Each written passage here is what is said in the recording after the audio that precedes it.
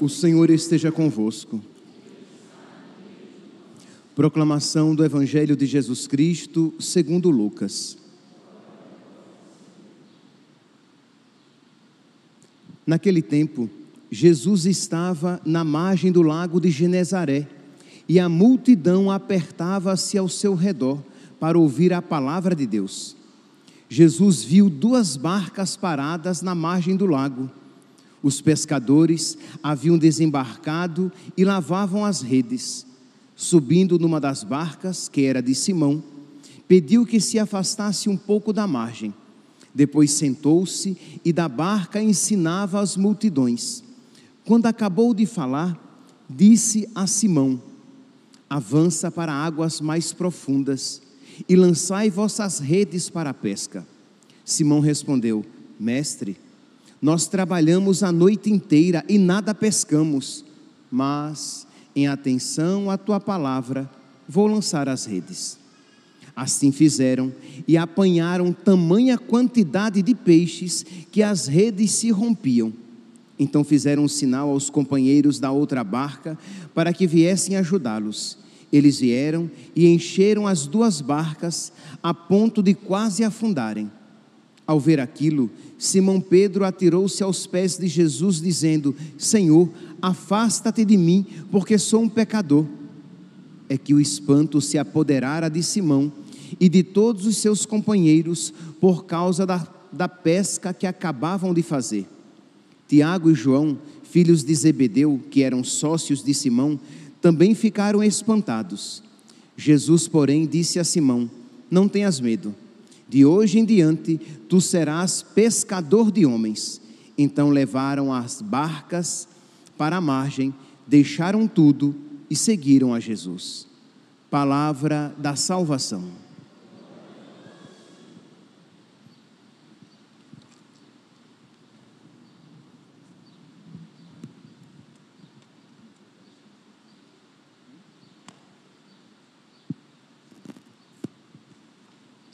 Caríssimos irmãos e irmãs, estamos neste 7 de setembro, rezando a missa votiva em honra ao anjo da guarda do Brasil. Deus, que concede um anjo às nações para guardá-las, concedeu-nos também a nós um anjo, para que nós cumpramos a missão para a qual fomos destinados. Nós podemos encontrar na Sagrada Escritura essa realidade: Israel, que tem um anjo, que Deus também por meio de um anjo exerce a sua providência. Nós conhecemos também o anjo de Portugal, mas todas as nações têm o seu anjo da guarda. Então, nós hoje, neste 7 de setembro, fazemos memória, nós rezamos em ação de graças a Deus que nos concedeu um anjo, e pedindo a Deus que nós sejamos dóceis a Ele, a este anjo que nos foi concedido como nação, para que nós cumpramos, para que nós atinjamos, para que nós sejamos aquela nação que Deus pensou quando nos criou como nação brasileira. Pois bem, gostaria então de refletir sobre isso a partir da primeira leitura de hoje, e a partir dela seguir a reflexão. Nós estamos aqui na leitura de São Paulo, com o texto de São Paulo, primeira carta, leitura de São Paulo aos Colossenses. Carta de São Paulo aos Colossenses. São Paulo então escreve aos cristãos de Colossas, que estavam passando por dificuldade, que estavam passando por perseguição. São Paulo então escreve o seguinte: ele diz, ele pede a Deus, ele faz uma súplica a Deus, uma súplica insistente. Desde que recebemos estas notícias, não deixamos de rezar insistentemente por vós. Então São Paulo, movido pelo Espírito Santo, este homem de Deus, este apóstolo da igreja, ele reza insistentemente a Deus, pedindo o que para os cristãos colossenses? Para que chegueis a conhecer plenamente a vontade de Deus. São Paulo pede a Deus que aqueles cristãos conheçam plenamente a sua vontade. Aqui, meus irmãos, compreendamos, conhecer plenamente, conhecer a vontade de Deus, não significa simplesmente conhecer com o intelecto, mas São Paulo está pedindo que eles conheçam com o coração, que eles conheçam no Espírito, que eles conheçam como os santos conheceram, que eles conheçam e amem, já que conhecimento e amor estão intimamente relacionados. Então, que eles conheçam a vontade de Deus, que eles amem plenamente a vontade de Deus, que a inteligência deles se abra, mas aqui inteligência é inteligência espiritual, que a inteligência deles se abra para que eles conheçam, amem, adorem a Deus e a sua santíssima vontade. Nós, na nossa oração da Quaresma de São Miguel, nós pedimos a Deus, naquele momento da grande oração de libertação, em que todos nós rezamos juntos, num dado momento, nós pedimos a Deus, abri o nosso coração para entendermos o vosso Evangelho. Nós estamos pedindo a Deus que Ele abra o nosso coração aqui, entendamos o mais profundo do nosso ser, para que nós compreendamos que a vontade de Deus é boa, para que nós compreendamos que a vontade de Deus é santa, para que nós compreendamos e amemos a vontade de Deus, que é boa, que é santa, que é perfeita. A lei do Senhor Deus é perfeita. E para que nós, uma vez compreendendo, conhecendo, amando a vontade de Deus, nós queiramos que muitas outras pessoas compreendam, conheçam e amem a vontade de Deus. Porque, meus irmãos, se por vontade de Deus, se por conhecer a vontade de Deus fosse apenas um conhecimento intelectual, isso não mudaria muita coisa em nós. Mas conhecer aqui no sentido de amar, de venerar, ao ponto de que sejamos dóceis a Deus e a sua santíssima vontade, mesmo aquelas vontades que para nós nos custam, que são exigentes.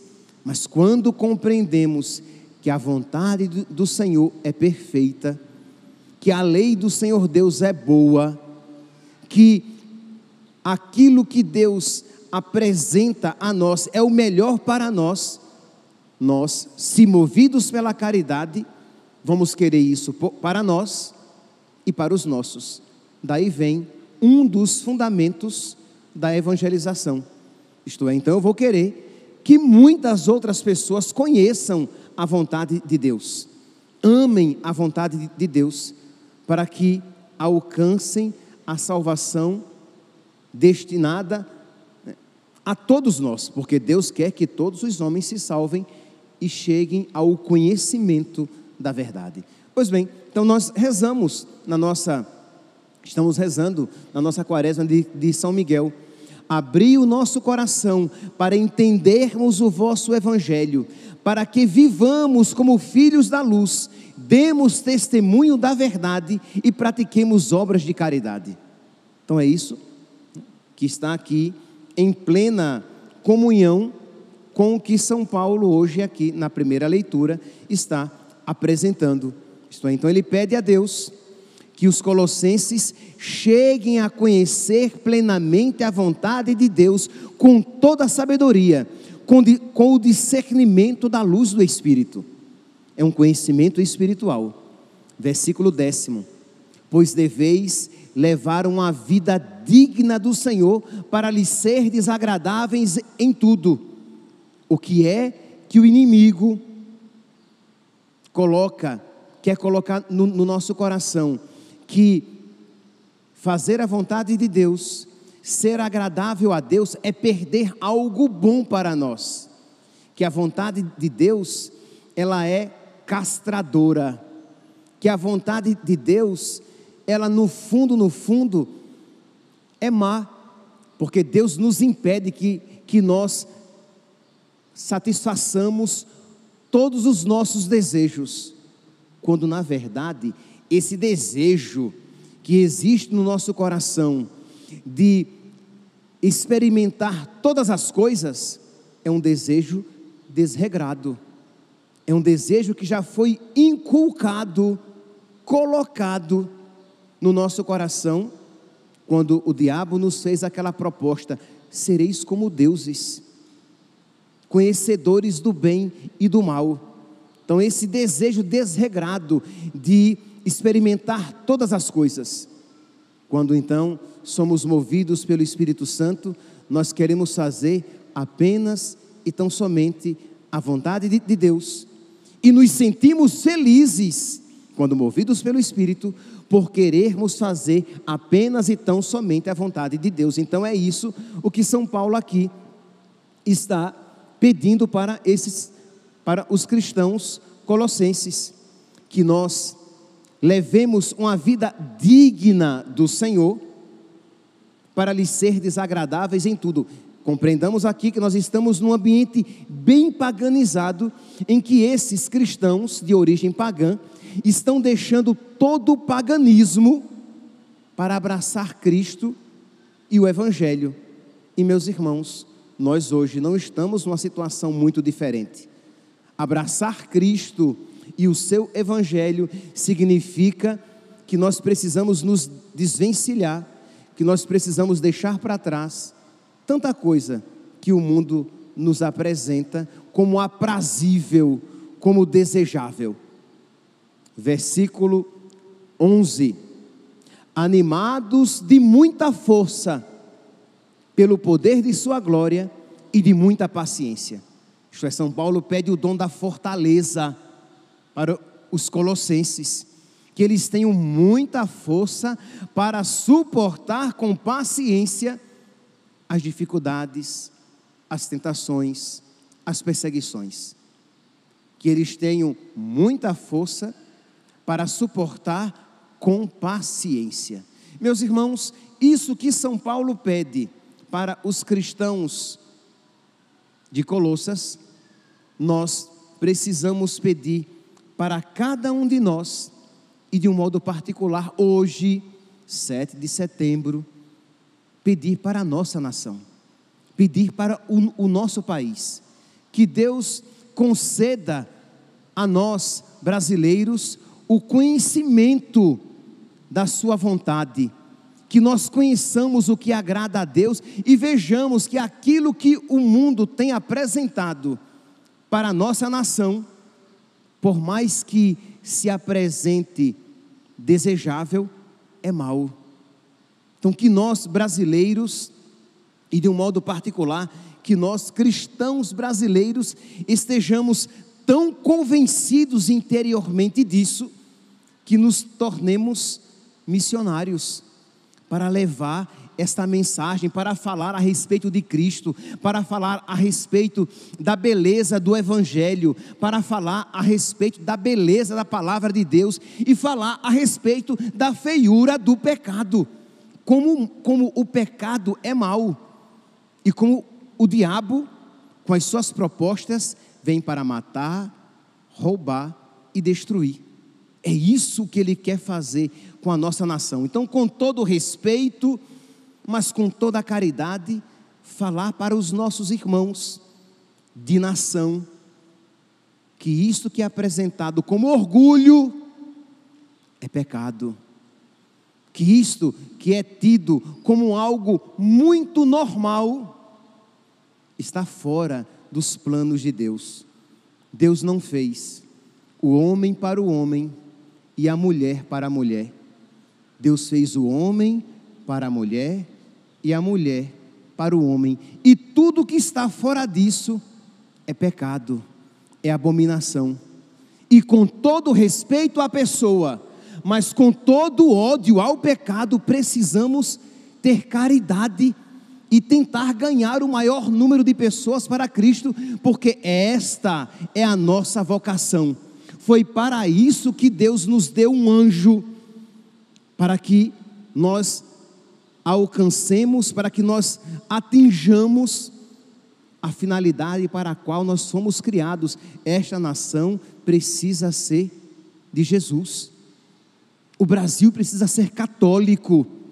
E se nós ficarmos de braços cruzados, isso não vai acontecer, porque aquilo que Deus quer fazer por meio de nós, Ele não abre mão. E esse é um trabalho que Deus quer fazer por meio das nossas ações. Então, vamos lá, meus irmãos, vamos sair do nosso comodismo. Não tenhamos medo nem vergonha do Evangelho.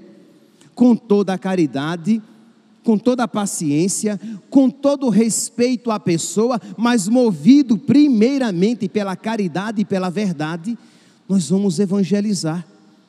Imagine, aqui um coroinha nosso, meus santos, um menino de 9 anos, que está recebendo no seu caderno, na escolinha, lá com ideologia de gênero e formação, tentando formar sua mentalidade para novas famílias. Então está lá a família tradicional. Se você olha pela carinha dos bonecos, do livrinho de um coroinha nosso, quando tem um casal, uma família tradicional, o pai, a mãe e os filhos, o pai com a cara sisuda, dá até medo, o pai com a cara sisuda. Mas quando tem 2 mães e uma criança, uma carinha linda. Quando tem 2 pais e uma criança, uma carinha fofa. Mas quando tem um homem e uma mulher, uma cara feia. Não diz nada, mas a criança que sem perceber vai captando isso, qual é a mensagem que se passa? Que homem e mulher é algo, no mínimo, não tão interessante assim. Olha como as 2 mães estão felizes com os seus filhinhos. Olha como os 2 pais estão felizes, estão alegres com os seus 2 filhinhos, com os seus filhinhos. Então, isso para uma criança de 9 anos, e não pensem vocês que somente está acontecendo isso com este coroinha nosso aqui, de 9 anos. Essas coisas vão acontecendo, estão se espalhando cada vez mais. Meus santos, não tenhamos dúvidas, nós chegaremos ao momento em que será apresentado nos cadernos curriculares, escolares, poligamia, porque homem com homem e mulher com mulher já está sendo apresentado. Os seus filhos estão vendo isso. Não sei se vocês estão vendo que eles estão vendo, mas eles estão vendo. Então, um homem com várias mulheres, uma mulher com vários homens, pessoas com animais. Sim, porque já em países não achem cômico. Seria cômico, mas é trágico. Isso está acontecendo. Já se pode, em alguns países da Europa, se casar com animais e deixar a herança para eles. Você já pode se casar com animais e deixar a herança para os animais. Isso chegará aqui. A questão é, como nós estaremos quando isso chegar? Porque chegará. Estaremos firmes no Senhor, firmes na nossa vocação, conhecendo e amando a vontade de Deus, e estando firmes, dispostos, porque fortalecidos, cheios de fortaleza, para suportar com paciência as dificuldades de ser cristão no mundo paganizado, ou iremos esmorecer? aqui no Brasil, no Rio Grande do Sul, já foi reconhecida por um juiz a união de um homem com duas mulheres. Por quê? Porque para este juiz, o que define uma família é o afeto. Ah, é? Então tá bom, então eu posso ser família com meu cachorro, que você gosta do seu cachorro. Padre Flávio mesmo tem uma cadela. Então, você tem família com cachorro. Ah, não, mas eu gosto muito daquela poltrona. Você tem família com aquela poltrona. Ora, se família é questão de afeto, você pode gostar de coisas, você pode gostar de animais, mas o afeto não é o distintivo e o fundamento de uma família, pelo amor de Deus. Então, subverte como se fosse algo belo, quando no fundo é algo diabólico. Estão querendo destruir a família desde a sua base, o pai, a mãe e as crianças. Vocês têm consciência de que uma criança hoje de 9 anos, quando ela tiver 20, ela não verá mais esses pecados sobre os quais eu estou me referindo, como nós mais velhos vemos, que nós somos ainda formados na mentalidade cristã, mas eles já estão sendo criados nesse, aspas, novo normal. E nós precisamos, meus santos, pedir a Deus que nos conceda de tal maneira um conhecimento profundo, que nós amemos, conheçamos e amemos a vontade de Deus, e por amor a Deus, nós passemos isso para os nossos filhos, para os amigos dos nossos filhos, para os filhos dos nossos filhos, para os nossos vizinhos, porque ai de mim se não evangelizar. Não é isso que diz São Paulo? Ai de mim, por que ele diz isso? Porque ele é movido por um amor ardente, e ele precisa, e quem ama, quer que a pessoa amada seja amada por o maior número de pessoas. Então nós queremos que Jesus seja amado, que a sua verdade seja conhecida, que a sua palavra seja difundida, e esta é a nossa missão, e para isso o anjo nos foi dado, para que nós cumpramos, para que nós atinjamos esse destino, porque Deus não nos fez terra de Santa Cruz para nós nos tornarmos uma nação pagã.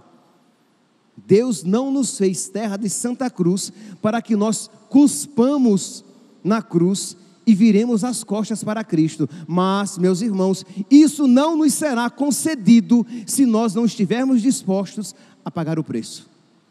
Enquanto nós continuarmos na nossa posição cômoda, sem querer perder nada por causa de Cristo, nós nunca seremos cristãos de fato. Mas quando nós conhecermos a verdade, e a verdade liberta, quando nós conhecermos a verdade e a amarmos de todo o coração, nós estaremos no mesmo espírito de São Paulo, que disse: por causa de Cristo eu perdi tudo. E pergunta a São Paulo se ele estava triste em dizer isso. Feliz. Por quê? Porque ele viu que pela verdade, que pela vontade de Deus, que pelo Evangelho de Cristo, vale a pena perder tudo, porque está fazendo um ótimo negócio. É por isso que aqui para os cristãos de Colossas, São Paulo, ele diz isso. Ele vai falando no versículo 12: com alegria, dai graças ao Pai, que vos tornou capazes de participar da luz, que é a herança dos santos. Ele vos libertou do poder das trevas, e vos recebeu no reino do seu Filho amado. Então dai graças. Mas esses cristãos estavam sofrendo, sim, mas eles sabiam que bem-aventurados sereis, quando vos caluniarem, perseguirem, maltratarem, maldisserem por causa de mim, do meu evangelho. Alegrai-vos, exultai, porque grande será a vossa recompensa. Porque esses cristãos sabem, São Paulo sabe que perder algo por Cristo e ganhar almas é maravilhoso, porque nós nos assemelhamos a Cristo, que para ganhar as nossas almas, derramou o seu sangue, e nós somos discípulos de Cristo. Então vamos lá, meus santos, pedir a intercessão. Estamos rezando a quaresma de São Miguel, pedir a intercessão de São Miguel, para que ele nos alcance a força, a parresia, a disposição de espírito necessária para que sejamos cristãos de fato, católicos de fato, num país paganizando-se, mas que estejamos dispostos a sofrer as dificuldades de viver no mundo que se paganiza, mas que nós queremos nos fazer tudo para ganhar alguns. Como diz São Paulo, fiz-me tudo para todos, fiz-me tudo, fiz-me fraco com os fracos, fiz-me forte com os fortes, para ganhar alguns para Cristo. Então vamos lá, comecemos em casa, com os nossos filhos, mas com os amigos dos nossos filhos, com aqueles que frequentam a nossa casa, com os amigos do prédio, do condomínio, com os amigos e companheiros do trabalho, a anunciar Cristo, a beleza do Evangelho, a verdade da palavra de Deus e a feiura do pecado. Não queira ser politicamente correto, medrosinho, covardezinho. Se eu disser isso, que isso é pecado, vão fazer memes comigo. Ai, que coisa horrorosa, né? Sofreu um meme. Tenha vergonha. Os cristãos morriam e derramavam sangue, você com medo de ser ridicularizado. Paciência. Você quer ser agradável a quem? A Deus ou aos homens? Então, que Deus nos conceda este conhecimento profundo, e para isso nós pedimos a intercessão do Arcanjo Miguel, anjo guerreiro. Pedimos a intercessão dos nossos anjos da guarda, que nos foram dados para que nos protejam, nos guiem, nos iluminem, para que nós atinjamos a vocação para a qual nós somos criados. Pedir a intercessão do anjo da nossa nação, para que arranque o trono de Satanás deste país, para que não permita que as nossas crianças sejam desvirtuadas, para que pise a cabeça da serpente que leva este país a se voltar contra Cristo, a voltar as suas costas cada vez mais para Cristo, para que nós sejamos uma nação católica, que Nossa Senhora Aparecida, padroeira desta nossa nação, interceda por nós. Nós daqui a pouco, já estou terminando, nós iremos fazer a oração do anjo do Brasil. Está aqui nos genuflexórios, quem ainda não pegou pode pegar, e depois da comunhão, aqueles que puderem podem se ajoelhar ali diante do quadro do anjo do Brasil, do anjo da guarda da nossa nação. Nós iremos rezar esta oração, e ela reza o seguinte: Santo anjo do Brasil, vós fostes encarregado pelo Pai Eterno de guardar esta terra de Santa Cruz e ajudá-la a crescer e a desenvolver-se conforme os seus desígnios benevolentes. Então este anjo recebeu de Deus a missão de guardar esta nação, e quando nós, meus santos, nos unimos à vontade de Deus, nós somos todo-poderosos. Quando nós queremos o que Deus quer, nós somos todo-poderosos, porque nós estamos na vontade de Deus. Ora, Deus nos deu um anjo para que esta nação cumpra os seus desígnios, e nós então hoje, neste dia, neste 7 de setembro, nós queremos dobrar os nossos joelhos e pedir esta graça para a nossa nação, pedir que o diabo seja destronado da nossa nação, pedir que Deus nos conceda que a fé católica cresça cada vez mais, que o comunismo seja extirpado da nossa nação. Isto que é mal, que é uma desgraça para o nosso país, que é contra a fé católica. Então que o nosso anjo da guarda, que o anjo do Brasil, que o Arcanjo Miguel, que Nossa Senhora Aparecida nos ajudem, nos auxiliem, mas precisamos rezar com o coração, não rezar tibiamente, frouxamente, e não apenas hoje, mas frequentemente rezar pela nossa nação. Mas continua: nós cremos no vosso poder junto de Deus e confiamos na vossa prontidão em socorrer-nos. Ora, se Deus deu um anjo a esta nação, não foi para que ele ficasse sem função. Então vamos dar trabalho ao anjo deste país. Estão querendo legalizar a lei, né? Legalizar o aborto. Nós iremos pedir ao anjo do Brasil que interceda por nós para que esta desgraça não aconteça. Nós estamos vendo essa investida no sistema educacional do nosso país para perverter as nossas crianças desde cedo. Nós iremos pedir a intercessão do anjo do Brasil, dos santos anjos da guarda dessas crianças, para que combatam e destronem Satanás e não permitam que os planos maus se realizem. Nós estamos vendo que os nossos jovens, com esta ideologia de gênero, que os nossos jovens estão sendo bombardeados. Nós iremos pedir a intercessão do anjo da guarda do Brasil para que auxilie os jovens da nossa nação, porque eu sei que é um chavão, mas de alguma maneira é verdade, eles são o futuro da nossa nação. Então rezar, pedir a intercessão deste anjo que nos foi dado. Ajudai, sede, pois, nosso guia, para que cumpramos convosco a missão no mundo. O Brasil tem uma vocação, o Brasil tem uma missão. Da mesma maneira que eu fui criado e eu tenho uma vocação, eu tenho uma missão, o Brasil tem uma vocação, tem uma missão, e o Brasil precisa cumprir a vocação, a sua missão para a qual ele foi destinado. Então vamos lá. E isso, sem sombra de dúvidas, está intimamente ligado à nossa vocação católica, à nossa vocação cristã. Ajudai a igreja no Brasil a anunciar com franqueza, com parresia, com coragem, sem pudor humano, sem querer ser politicamente correta. Ajudai-nos, a nós, igreja, anunciar Cristo com franqueza e alegria, e a penetrar toda a sociedade como fermento do Evangelho.